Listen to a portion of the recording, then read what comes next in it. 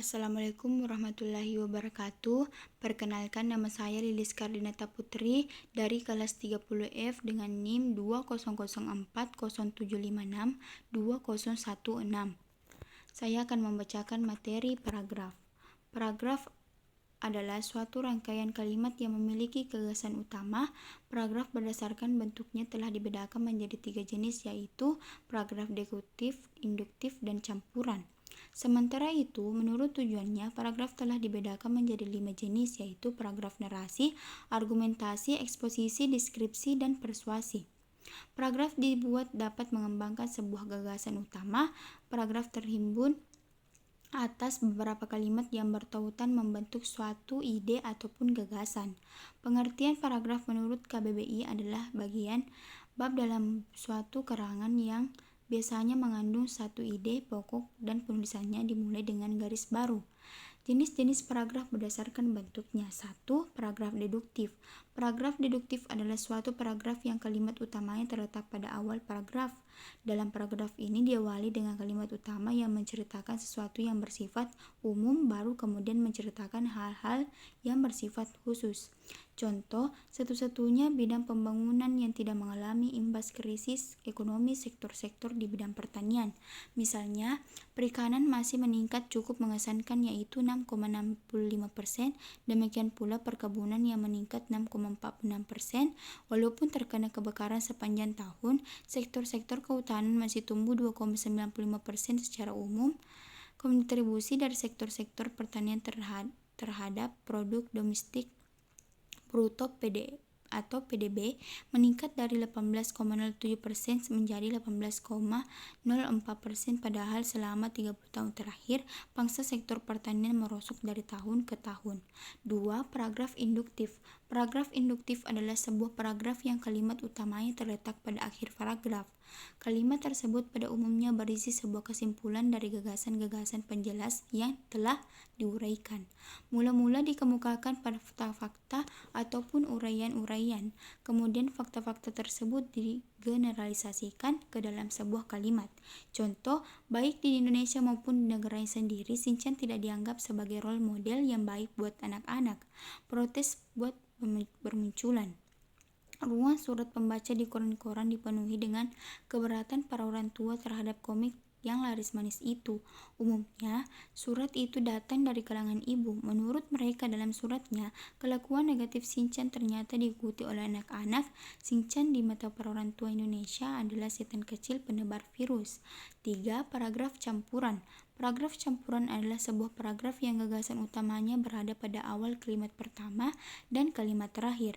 Tetapi bisa juga dikatakan bahwa paragraf campuran adalah sebuah paragraf yang dimulai dengan mengemukakan kalimat utama dan diakhiri pula dengan kalimat utama.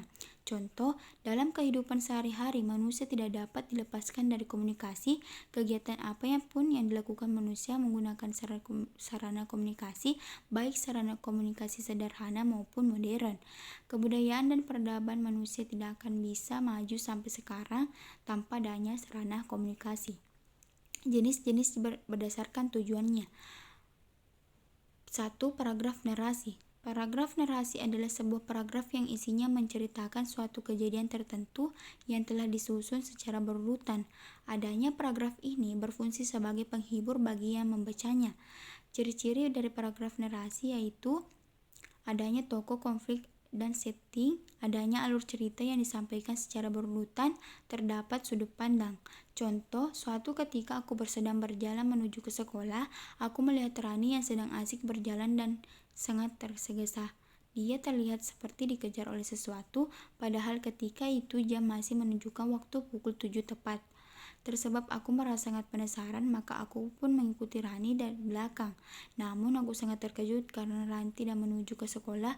Aku curiga dengan sikapnya yang berbeda. Kemudian aku memanggilnya, namun untung saja aku mengetahui rencana buruknya itu, dan dia pun membatalkan niatnya itu. 2. Paragraf argumentasi. Paragraf argumentasi adalah suatu paragraf yang isinya berupa pendapat atau opini yang telah disampaikan oleh penulisnya. Paragraf ini memiliki tujuan untuk memberikan pandangan terhadap satu permasalahan kepada pembaca. Ciri-ciri paragraf argumentasi yaitu paragraf ini berisi tentang tulisan ilmiah, menyertakan argumentasi atau alasan-alasan yang kuat berupa data ataupun fakta yang dapat dipercaya. Terdapat kesimpulan pada akhir paragraf. Kesimpulan tersebut sebagai penguat dari pendapat-pendapat yang telah dijelaskan. Contoh, setelah lulus dari SMA, langkah selanjutnya adalah menuju jenjang berikutnya, yakni dunia perkuliahan. Di sana nanti akan ada dihadapkan pada banyak pilihan, yakni jurusan atau konsentrasi studi. Namun dalam memilih jurusan dalam perkuliahan bukan sesuatu yang mudah, tidak seperti yang telah Anda bayangkan sebelumnya.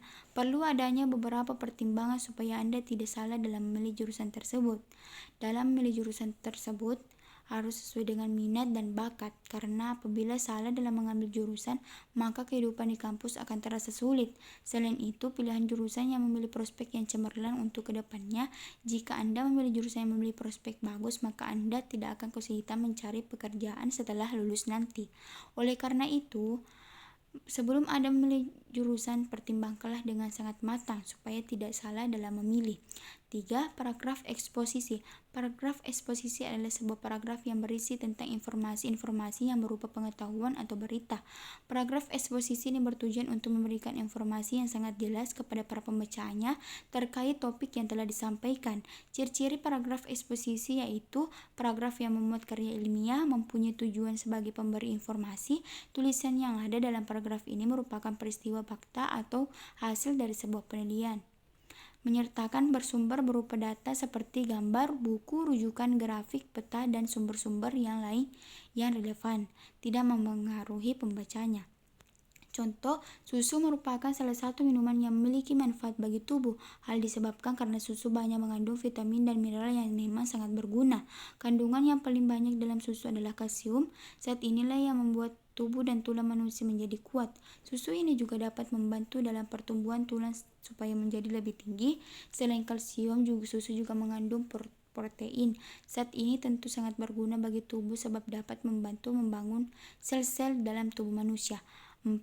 Paragraf deskripsi. Paragraf deskripsi adalah sebuah paragraf yang berisi tentang gambaran-gambaran sesuatu benda atau objek. Paragraf deskripsi ini memiliki tujuan untuk memberikan gambaran secara jelas tentang suatu benda atau objek tersebut. Ciri-ciri paragraf deskripsi yaitu paragraf ini berisi tentang penggambaran suatu benda seperti bentuk, rasa, suara, warna, dan masih banyak lagi.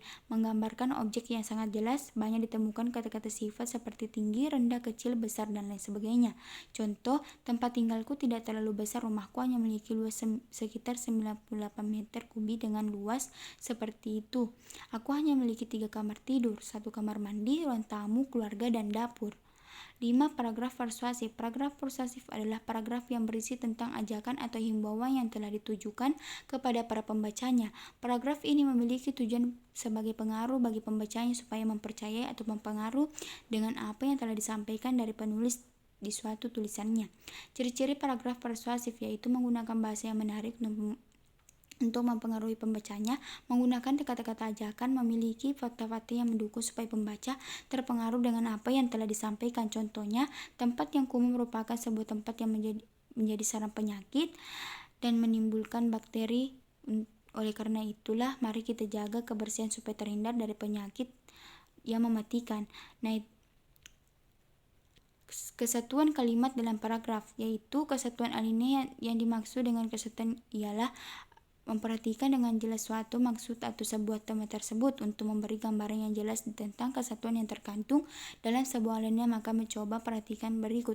Sifat koordinatif bahasa yang lain perlu dicatat di sini bahwa ialah bahwasanya tiap bahasa mempunyai sistem ungkapan yang khusus dan sistem makna yang khusus pula, masing-masing lepas terpisah dan tidak tergantung pada yang lain. Jadi dalam tulisan tersebut terdapat 4 macam, yaitu pada awal alinea. Dengan menempatkan kalimat pokok pada awal alinea, gagasan serta tadi akan mendapat pendekatan yang wajar. Alinea macam-macam ini biasanya bersifat deduktif yang mula-mula mengemukakan pokok persoalan, kemudian menyusul uraian terpencil. B. Pada akhir alinea, kalimat topik ini ditempatkan pada akhir di alinea tersebut. Dalam hal ini bersifat induktif. Cara ini lebih sulit tapi lebih efektif, terutama dalam mengemukakan argumentasi. C. Pada awal dan akhir alinea, kalimat topik ini ditempatkan pada akhir, awal, dan dan dari alinea. Dalam hal ini, kalimat terakhir sering mengulangi gagasan dalam kalimat dalam pertama dengan kalimat tekanan untuk variasi. D. Pada seluruh alinea, kalimat topik atau kalimat utama dapat juga termuat dalam seluruh alinea. Alinea semacam ini terutama dijumpai dalam uraian-uraian yang bersifat deskriptif atau naratif.